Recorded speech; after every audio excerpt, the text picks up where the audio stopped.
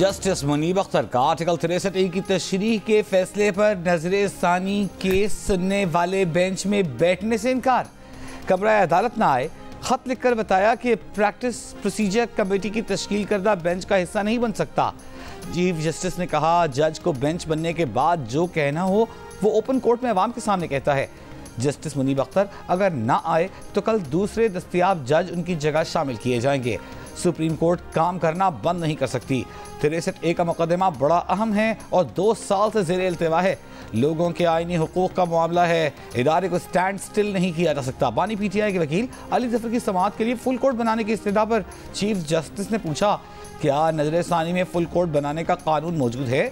अली जफर ने जवाब दिया, जी ऐसा कोई कानून मौजूद नहीं। मजीद समाअत कल होगी।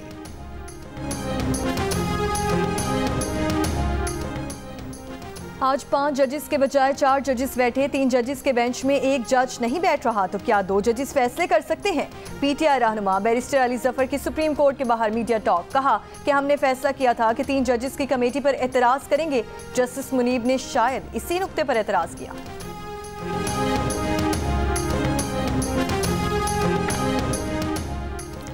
इलेक्शन ट्राइब्यूनल्स की तश्कील इलेक्शन कमीशन का इख्तियार है। हाई कोर्ट इलेक्शन कमीशन के इख्तियारात इस्तेमाल नहीं कर सकती।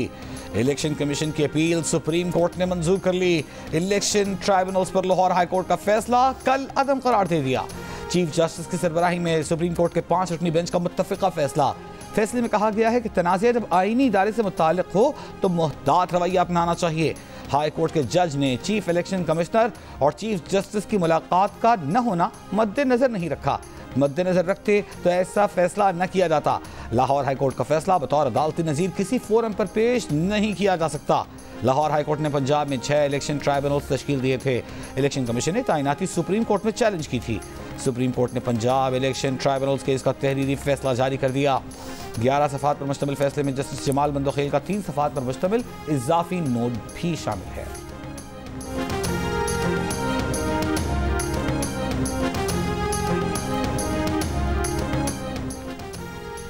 विफाकी काबीना का इजलास कल तलब। ज़राए के मुताबिक काबीना इजलास में वज़ीर आज़म के दौरे अमरीका के हवाले से ब्रीफिंग दी जाएगी। मुल्क की सियासी सूरत हाल पर तबादला ख्याल किया जाएगा।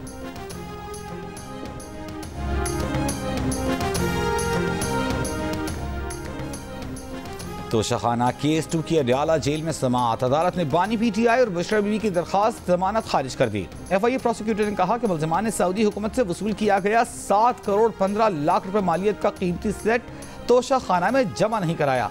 मुल्ज़िमान ने प्राइवेट फर्म से बल्गारी सेट की कीमत सिर्फ 58 लाख रुपए लगवाई। बानी PTI और बुशरा बीबी के वकील बैरिस्टर सलमान सफदर ने अपने दलाइल में कहा कि एक तोशाखाना के 2 मुकदमात कैसे बन सकते हैं। बुशरा बीबी 7 महीने से कैद हैं। सुप्रीम कोर्ट के नायब तरामीम बहाली फैसले के बाद इस केस को खत्म हो जाना चाहिए।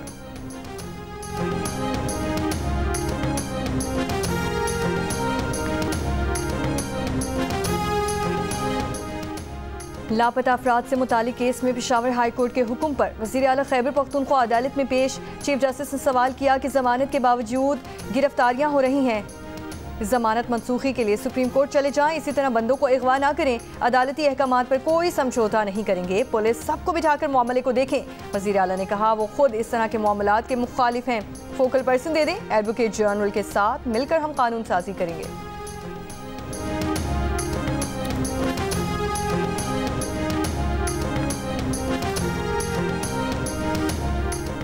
आज अदलिया के जज मुतनाज़ हो गए। लोग समझते हैं बानी PTI, मुस्लिम लीग नून और इस्टेब्लिशमेंट की लड़ाई बड़ी है।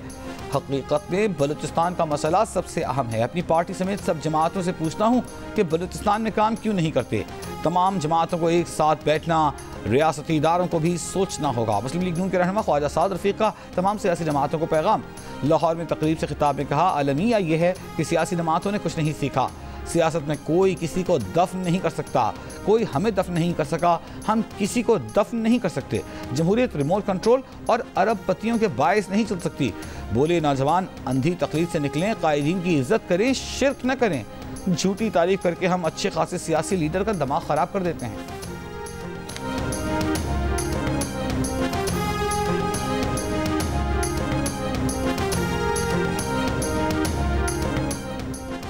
जो जंग मेहनत कशों तक आ गई है उसे तर्क कर दें। खून की होली खेलकर कैसे बलोच की खिदमत कर सकते हैं। वज़ीर आला बलोचिस्तान सरफराज बुगटी की बलोच तालिबा के साथ मीडिया से गुफ्तगू। कहा, बलोच तलबा को रियासत के खिलाफ इस्तेमाल नहीं होने देंगे। रियासत बार बार माँ का किरदार अदा कर रही है। झूठे प्रोपेगेंडे से नौजवानों को वरगला कर कैंपस में ले जाया जा रहा है ताकि खुदकुश धमाके पर तैयार किया जा सके। पंचकूर वाक़े की जितनी मजम्मत की जाए कम है। मासूम लोगों के खून से होली खेलना अफसोसनाक है।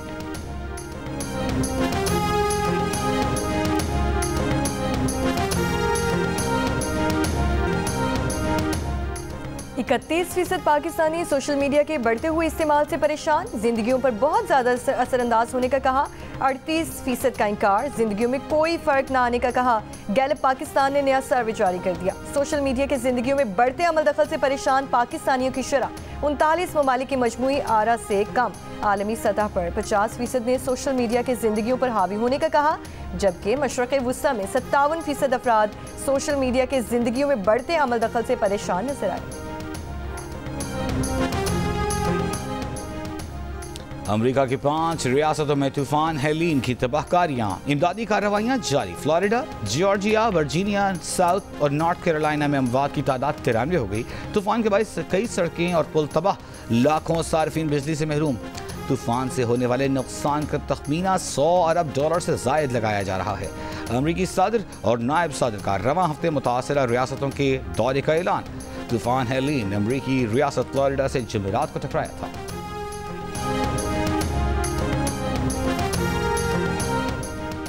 नेपाल में तूफानी बारिशों के बाद सैलाबी रैलों ने तबाही मचा दी। दरिया बिफर गए। मुख्तलिफ हादसात में 150 अफराद जान से गए। सिर्फ दारुल हुकूमत काठमांडू में 37 अमवात हुई। सैलाबी रैले में 2 बसें भी बह गईं। दारुल हुकूमत के कुछ हिस्सों में 322 मिलीमीटर से ज्यादा बारिश रिकॉर्ड की गई। वज़ीर आज़म शहबाज शरीफ का नेपाल में सैलाब से जानी नुकसान पर इज़हार अफसोस। एक बयान में कहा कि नेपाल के साथ मुकम्मल यकजहती के साथ खड़े हैं और भरपूर मदद के लिए तैयार हैं।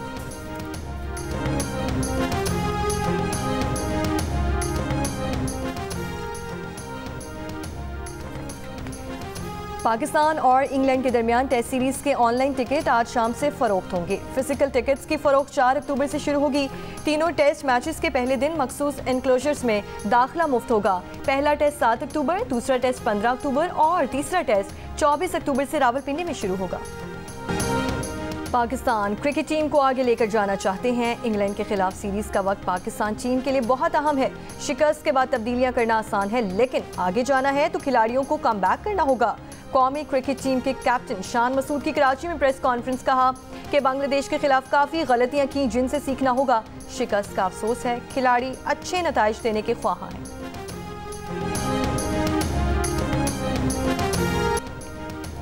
बांग्लादेश हुकूमत और क्रिकेट बोर्ड का साबिक कप्तान शाकिब अल हसन से सिक्योरिटी तलब करने से पहले सियासी मौक़िफ़ की वजाहत देने पर जोर। Youth and sports adviser Asif Mohammad ने कहा, ऑलराउंडर को अपने सियासी मौक़िफ़ की वजाहत देने की ज़रूरत है। वजाहत के बाद ही उन्हें सिक्योरिटी तलब करने का मुतालिबा करना चाहिए।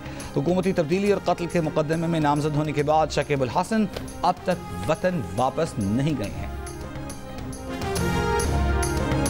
मौसीकी, रक्स और फ़नून लतीफ़ा का हसीन इम्तिज़ाज। आर्ट्स काउंसिल कराची और जियो के इश्तिराक से वर्ल्ड कल्चर फेस्टिवल का 5वां रोज़ आज दिलचस्प मुकालमों से भरपूर पाकिस्तानी थिएटर प्ले कराची का बिच्छू पेश किया जाएगा। फेस्टिवल के दूसरे हफ्ते में पाकिस्तान समेत बैनुल-अक़वामी थिएटर प्ले, म्यूजिक कॉन्सर्ट और कवाली पेश की जाएंगी। वर्ल्ड कल्चर फेस्टिवल 30 अक्टूबर तक जारी रहेगा। और मौसीकी की कोई सरहद नहीं। भारतीय पंजाबी गुलकार दिलजीत दोसांझ भारत और पाकिस्तान के दरमियान मोहब्बतों के सफीर बन गए। बरतानिया में परफॉर्मेंस के दौरान दिलजीत ने एक पाकिस्तानी मद्दाह को तोहफा दिया। कहा, उनके लिए हिंदुस्तान और पाकिस्तान एक ही हैं। पंजाबियों के दिल में सबके लिए प्यार है। दिलजीत दोसांझ के पाकिस्तान से मुताल्लिक बयान पर मद्दाह खुश।